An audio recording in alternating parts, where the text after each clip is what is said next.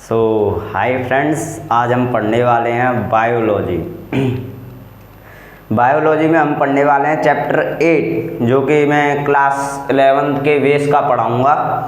Class 11 की biology की book में एक चैप्टर है, chapter 8 cell the unit of life. आप सभी वैसे तो जानते ही होंगे, वी नो दैट, हम जानते हैं कि हमारे लिए जब हम बायोलॉजी को समझना चाहते हैं तो बायोलॉजी में सबसे बेसिक चीज़ आती है, वो सेल है। यानी हम एक तरह से ये भी कहें कि हमारा जो शरीर है वो सेल द्वारा ही बना हुआ है, तो ये भी कोई कहना गलत नहीं होगा। तो अगर आप रोज़ पढ़ना चाहते हैं, मुफ्त की शिक्षा पाना चाहते हैं, फ्री, तो आप हमारे चैनल को सब्सक्राइब कर सकते हैं। बायोलॉजी नहीं, और भी सब्जेक्ट्स पढ़ाए जाएंगे। Free knowledge by SD channel को सब्सक्राइब कर सकते हैं। सो चलिए फ्रेंड्स, हम शुरू करते हैं। तो सबसे पहले आज हम क्या पढ़ने वाले हैं? सेल। श्री गणेशाय नमः। तो फ्रेंड्स, मैं आज आपको, जैसा कि मैं आपको बता चुका हूँ कि चैप्टर 8 आप खोलकर भी रख सकते हैं। किस बेस का पढ़ाऊंगा? क्लास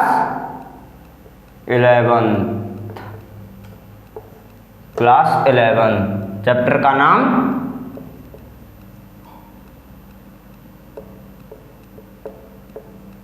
और हिंदी प्लस इंग्लिश कंबाइंड पढ़ाएंगे हम, और आपको समझाने का पूरा प्रयास करेंगे ताकि आपकी समझ में अच्छे से अच्छे आए। Cell the unit of life. So देखिए फ्रेंड्स, मैं यहाँ पर लिख चुका हूँ। आई होप कि आप देख पा रहे होंगे और समझ पा रहे होंगे। तो चलिए फ्रेंड्स, अब मैं आपको इसकी हिंदी बताता हूँ। So cell the unit of life. Cell को हिंदी में कोशिका कहते हैं। क्या कहते हैं फ्रेंड्स? कोशिका।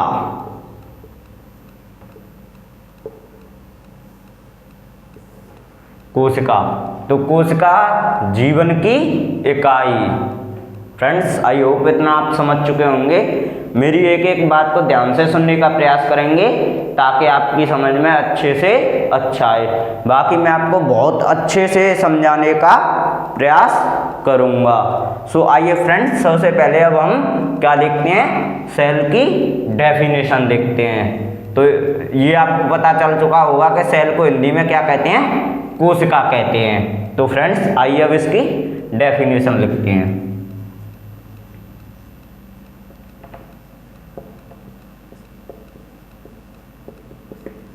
किसकी डेफिनेशन लिखने जा रहे हैं? अब हम सेल की डेफिनेशन लिखने जा रहे हैं। तो friend, cell is the basic fundamental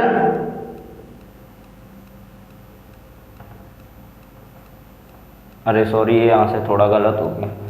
fundamental structure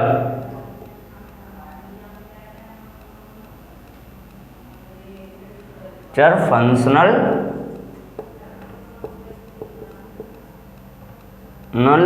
unit of all living organism. So friends, हम यहाँ पर सरल से सरल भाषा का प्रयोग करेंगे ताकि आपको समझ में अच्छे से आए। अब मैं इसकी हिंदी में एक बहुत ही सरल परिभाषा आपको बताने जा रहा हूँ। अगर आप ध्यान से भी सुनेंगे तो आपको सुनते सुनते याद हो जाएगी। तो चलिए फ्रेंड्स,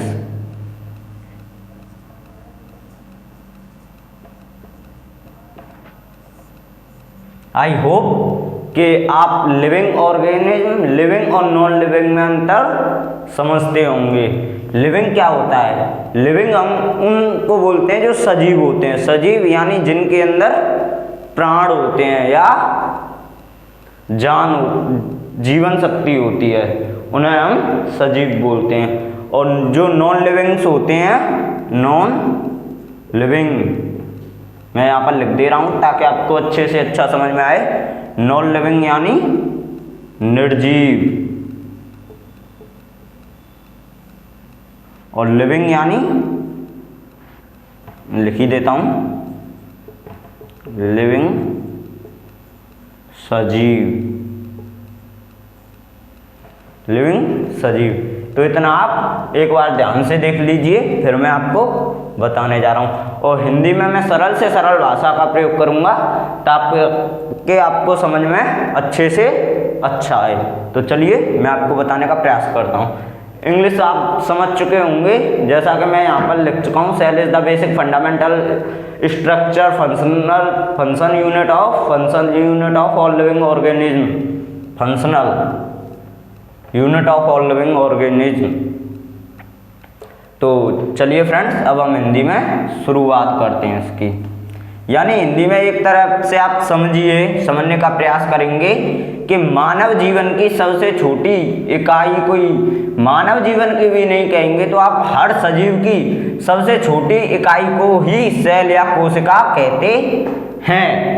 तो अब जैसा कि मैं आप सुन पा रहे हैं, मैं बता चुका हूँ कि सेल क्या होता है या कोशिका क्या होती है।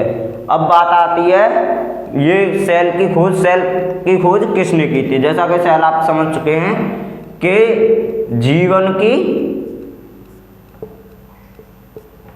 सबसे, मैं फिर भी लिख दे रहा हूं आपके समझने के लिए,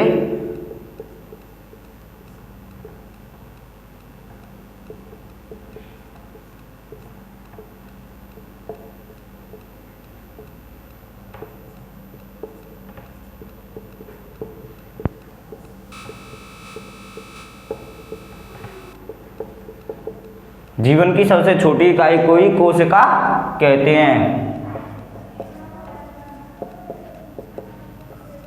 परिभाषा हिंदी में भी मैं आपको बता चुका हूँ। परिभाषा जीवन की सबसे छोटी इकाई को ही कोशिका कहते हैं। मैं इतनी बार बोल कर आपको इसलिए बता रहा हूँ ताकि आपको अच्छी तरह से याद हो जाए। तो आइए फ्रेंड्स, अब हम और समझते हैं इसके आगे। आज हम इसका इंट्रोडक्शन आपको समझा रहे हैं, इससे अगली वीडियो में हम आपको पूरा डिटेल से समझाने का प्रयास करेंगे, प्रयास का आपको समझाएंगे ही। तो चलिए आगे शुरू करते हैं। आई होप के आप परिभाषा को समझ चुके होंगे। आई hope you will be understand. Okay, तो मैं इसे रफ कर सकता हूं। सो फ्रेंड्स, अब आता है कोशिका की खोज किसने की थी। Discovered of cell by Robert Hooke in 1665। यानी रॉबर्ट हुक के द्वारा 1665 में सेल की खोज की गई थी। बट द सेल फर्स्ट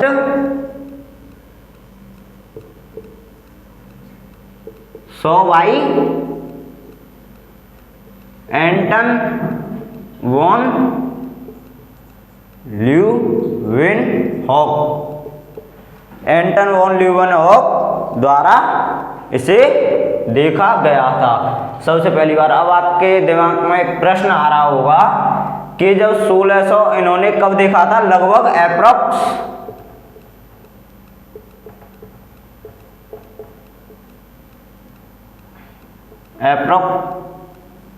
1600 ईस्वी में, 1600 में इन्होंने सेल को देखा था। अप्रॉक्स का मतलब आप समझते ही होंगे, वैसे फिर मैं हिंदी में लिख दे रहा हूं, फिर भी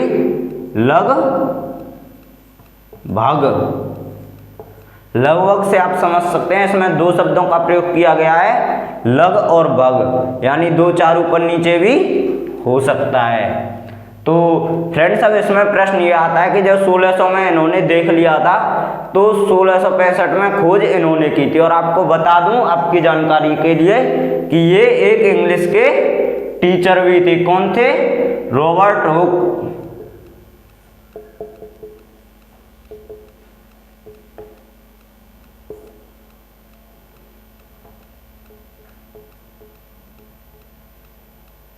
इंग्लिश टीचर। ये एक इंग्लिश टीचर हुई थी और इन्होंने केवल सेल को देखा था, मूविंग सेल्स को देखा था। केवल इन्होंने किसको देखा था? Moving sales.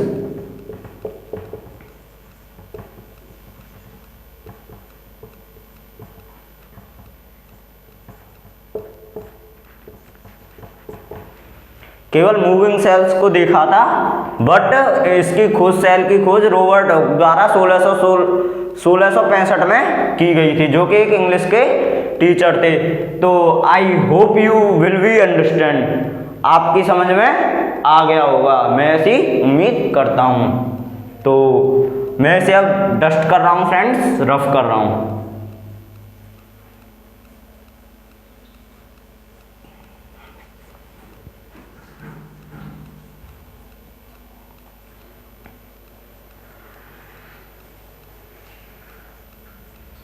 उसके बाद इतना काम होने के बाद आती है न्यूक्लियस। न्यूक्लियस की खोज किसने की थी फ्रेंड्स? किसने? रॉबर्ट ब्राउन ने। मैं लिख देता हूं,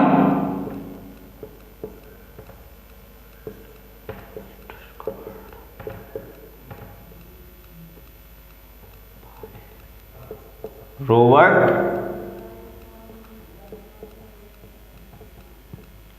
ब्राउन। रॉबर्ट, न्यूक्लियस आप समझते ही होंगे, इसे हिंदी में केंद्रक कहा जाता है, वो भी मैं लिख दे रहा हूं।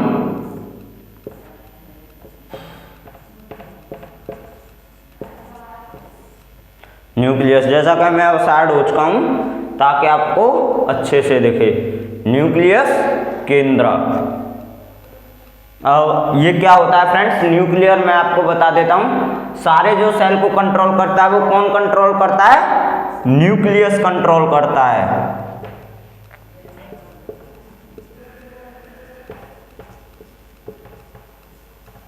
Control of cell by nucleus. Nucleus के द्वारा सारा सेल कंट्रोल होता है। जैसा कि किसी ह्यूमन को किसके द्वारा कंट्रोल किया जाता है? उसके ब्रेन के द्वारा कंट्रोल किया जाता है। ठीक उसी प्रकार सेल को किसके द्वारा कंट्रोल किया जाता है? न्यूक्लियस के। न्यूक्लियस की खोज किसने की थी? जैसा कि मैं लिख चुका हूं, रॉबर्ट ब्राउन ने की थी। यहां फिर लिख दे रहा हूं मैं, रॉबर्ट ब्राउन। बहुत ही अच्छे से समझाने का आपको मैं प्रयास कर रहा हूं ताकि आपकी समझ में अच्छे से अच्छा आ सके। तो अब इससे हम आगे बातें करते हैं फ्रेंड्स।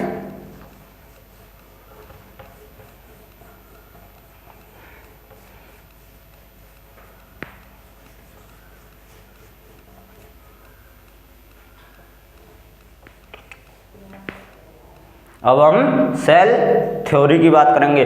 जैसा कि मैं एनसीईआरटी में आपको दिखा देता हूं, अगर आप 11वीं की पढ़ रहे हैं पढ़ाई, तो आप एक एनसीईआरटी की बुक अपने साथ में लेकर के बैठ सकते हैं। जैसा कि मैं अभी आपको एनसीईआरटी लेकर दिखा भी देता हूं कि जो मैंने पढ़ाया वो सही पढ़ाया या गलत पढ़ाया।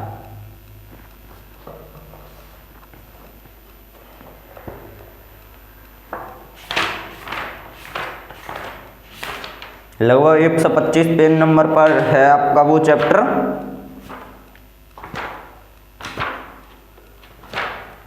क्योंकि जब हमारे सर पढ़ाते थे तो बोलते थे एक झटके में निकालो तो तुम पढ़ के आए हो, बताओ कहाँ पर है। तो इसलिए हमने अभी तक याद रखा है।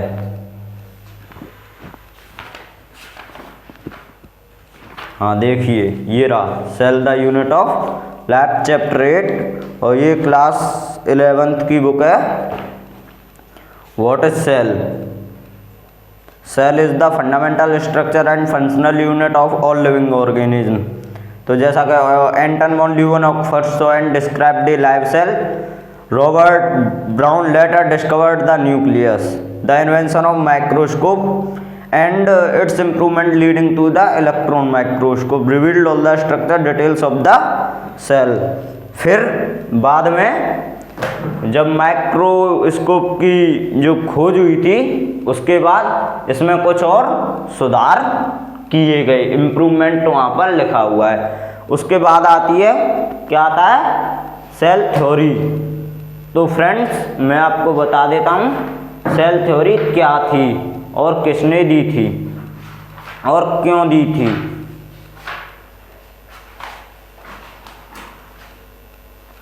सो फ्रेंड्स चलिए शुरू करते हैं। मैं अब आपको सेल थ्योरी बताने जा रहा हूँ।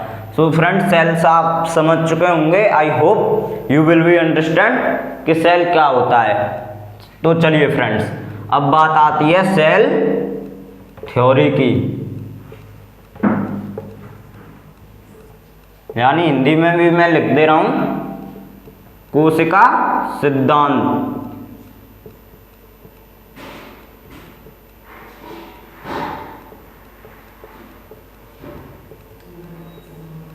कोशिका सिद्धांत, सेल थ्योरी।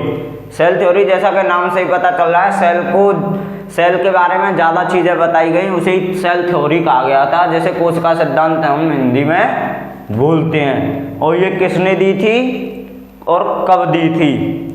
सो फ्रेंड्स चलिए मैं बताता हूँ आपको।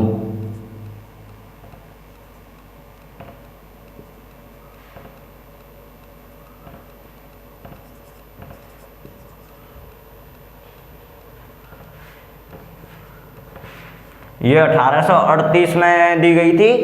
किसके द्वारा दी गई थी, मैटिहास स्लीडन, जो कि एक जर्मन बॉटनिस्ट थे, और स्वान जो कि एक ब्रिटिश जूलॉजिस्ट थे। हाँ फ्रेंड्स मैं आपको बता दे रहा हूँ जूलॉजी और बॉटनी क्या होता है। मुख्यतः ये आपको 11th में आकर देखने को ही मिलता है। सो फ्रेंड्स मैं आपको बता दूंगा अब आपकी जानकारी के लिए कि बायोलॉजी के भी 2 पार्ट्स होते हैं। Biology divided in 2 parts. Okay, अब जैसा कि आप समझ चुके होंगे और देख भी चुके होंगे, जैसा कि मैं अब आपको और भी अच्छे से समझाने का प्रयास कर रहा हूँ। सो फ्रेंड्स चलिए आइए और अच्छे समझने का प्रयास करते हैं। सो ये मैं यहाँ पर बायोलॉजी लिख चुका हूँ। अब इसके फर्स्ट जूलॉजी और बॉटनी, बॉटनी और जूलॉजी। अब मैं आपको बता दूं जूलॉजी वो होती है जिसमें जीव जंतुओं के बारे में जानकारी दी जाती है।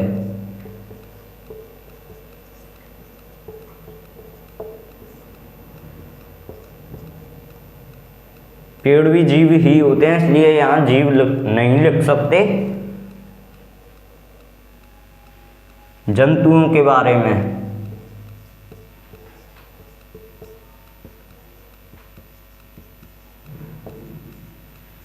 जानकारी, यहाँ जीव लिख दो, क्योंकि जंतु भी जीव ही होते हैं, उनमें भी जीव होता है। और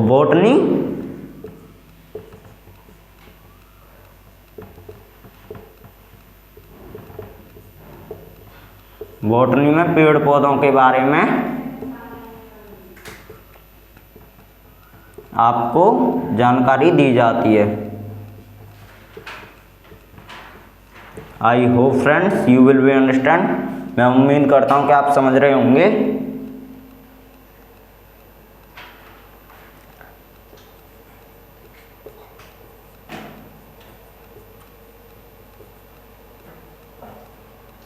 सो फ्रेंड जैसा कि मैं लिख चुका हूँ जूलॉजी जीव जंतुओं के बारे में जानकारी और बॉटनी पेड़ पौधों के बारे में जानकारी।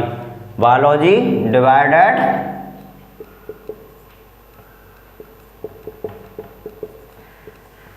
इन 2 पार्ट्स। सो फ्रेंड्स इतना आपकी समझ में आ गया होगा, इसलिए मैं अब इसे रफ कर रहा हूँ।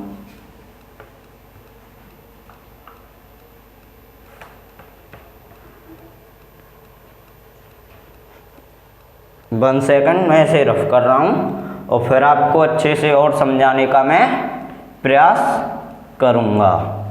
जैसा कि हमारा टॉपिक चल रहा था, क्या चल रहा था बच्चों? Cell theory. तो सेल थ्योरी मैंने आपको बता ही दिया था। इन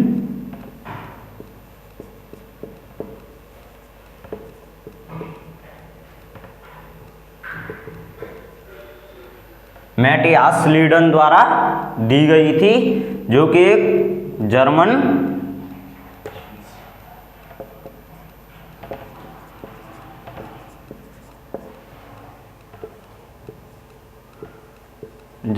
कौन थे? बॉटनिस्ट थे। जर्मन बॉटनिस्ट के द्वारा आपको यह जानकारी दी गई थी, क्योंकि वो इस पर एक स्टडी कर रहे थे, या मान लीजिए कि आप एक शोध कर रहे थे। इसमें एक और साइंटिस्ट का नाम आता है, जिसका नाम मैं आपको बता दूं। उनका नाम था स्वान, जो कि एक कौन थे आपको बता दूं। स्वान एक ब्रिटिश जूलॉजिस्ट थे। Theodor Schwann, Theodor SCHWAN। I hope कि मेरी राइटिंग आपकी समझ में आ रही होगी। थियोडोर स्वान, जैसा कि मैं अच्छे से लिखने का प्रयास कर रहा हूँ, अब समझ में आ रही होगी। थियोडोर स्वान, इन्होंने कब जानकारी दी थी? 1800, यहाँ पर ही लिख दे रहा हूँ, इन 1839। मैं इधर हो जाता हूँ ताकि आपको अच्छे से दिखाई पड़े। इन 1839, इन 1839 थियोडोर स्वान द्वारा जानकारी दी गई थी। ये दोनों अलग थे। और ये कौन थे? ये एक ब्रिटिश जूलॉजिस्ट थे।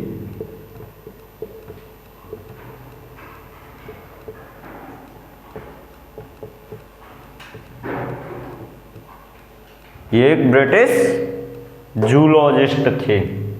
और भी मैं इसके बारे में आपको भी जानकारी देने की कोशिश करूंगा और दूंगा। आई hope you will be understand. इतना आपकी समझ में आ चुका होगा, मैं ऐसी उम्मीद करता हूँ।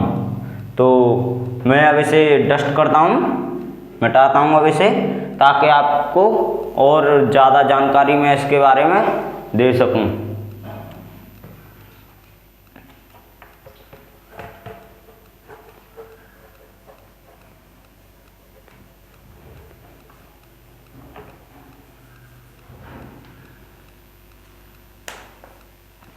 अब इसके बारे में, इसमें और सेल थ्योरी में आपको एक साइंटिस्ट का नाम और मिलता है। क्या नाम था उनका? नाम मैं आपको बताता हूँ। Rudolf Virchow.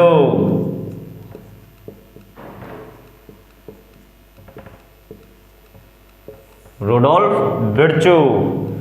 अब इनका क्या काम था? इन्होंने ऐसा क्या किया कि इनका भी नाम यहाँ पर जुड़ गया? तो इन्होंने सेल को क्या दी थी? जो सेल थ्योरी थी, इन्होंने ही उसको एक अच्छी शेप दी थी, या modification of cell theory.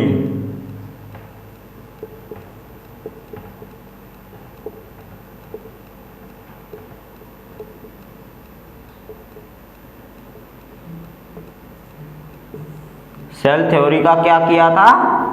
Modification किया था। और इन्होंने ये जानकारी कब दी थी? 1855 में दी थी। Okay friends.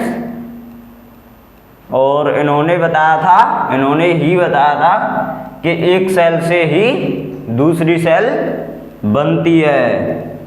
ठीक है friends.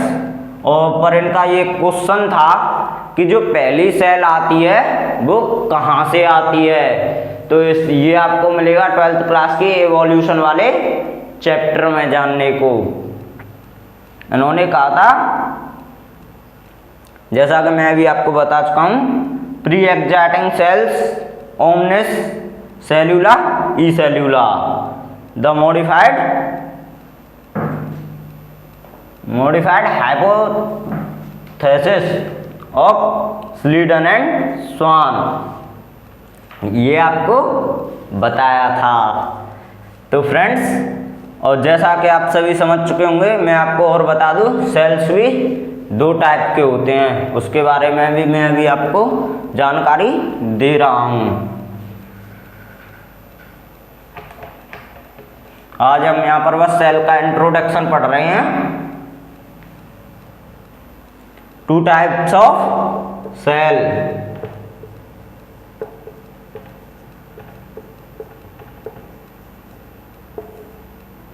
To types of cell,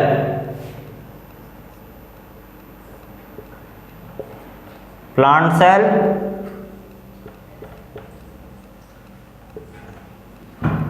और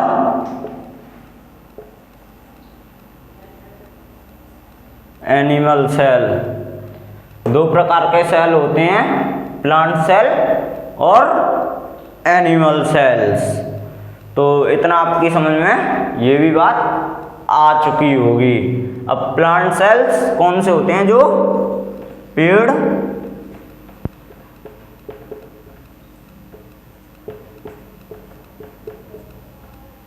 पौधों में पाए जाते हैं। एनिमल सेल्स, एनिमल और ह्यूमन।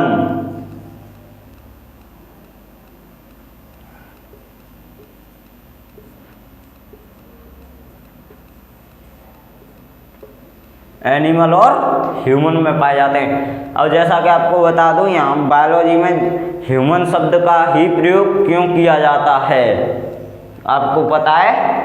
नहीं पता तो मैं बताता हूँ, चिंता की क्या बात है।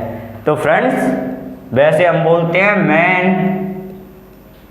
And women, boy and girl, but जब हम ह्यूमन बोलते हैं तो इसमें ये सब आ जाते हैं, इसमें ये सब आ जाते हैं, इसलिए हम ह्यूमन बोलते हैं। इतना आपकी समझ में आ चुका होगा। और वीडियो के शुरुआत में मैंने आपको बताया था कि अगर हम ये कहें कि हमारा सारा शरीर सेल से बना हुआ है तो यह बात बिल्कुल भी गलत नहीं होगी।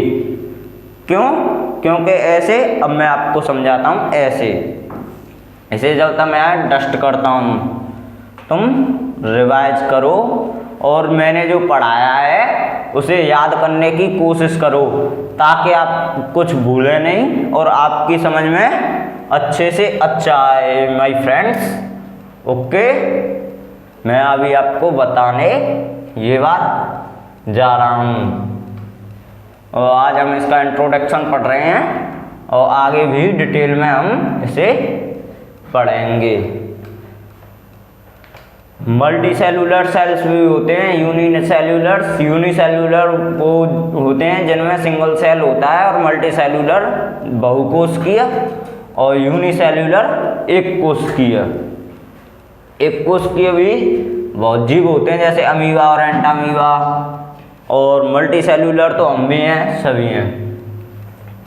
सो फ्रेंड्स, अब मैं आपको बताता हूँ कि हमारी बॉडी सेल से कैसे बनी होती है और कैसे जाकर हमारी बॉडी बनती है। जैसा कि वीडियो के शुरुआत में ही मैंने आपको बताया था कि हमारा जीवन ही कोशिका से शुरू होता है। अगर हमारे किसी भी ऑर्गन की सेल्स काम करना बंद कर देंगी तो वो फिर ऑर्गन किसी भी काम का नहीं है। हमारे शरीर के हर ऑर्गन्स में सेल काम कर रही होती हैं, या फिर हम ये भी बोलें कि हमारा पूरा शरीर ही सेल से चल रहा है, तो ये भी कोई गलत नहीं है। फ्रेंड्स, मैं बताता हूँ। सबसे पहले हमारे शरीर में सेल होती है। क्या होती है? सेल यानी कोशिका। हिंदी इंग्लिश दोनों में बता रहा हूँ फ्रेंड्स, ताकि आपको समझ में अच्छे से अच्छे आए। सेल कोशिका। इसके बाद क्या बनता है? टिश्यू।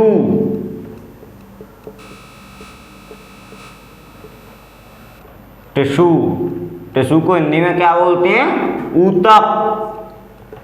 इनसे क्या बनता है? जब ये सब मिल जाते हैं तो फिर क्या बनता है? Organ. Organ, organ system.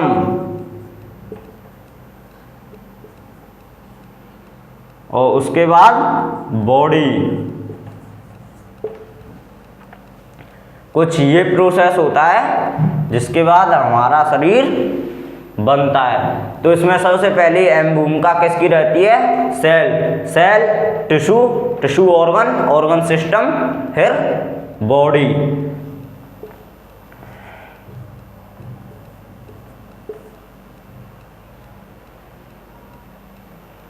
I hope you will be understand. मैं आशा करता हूं कि इतना आपकी समझ में आ चुका होगा।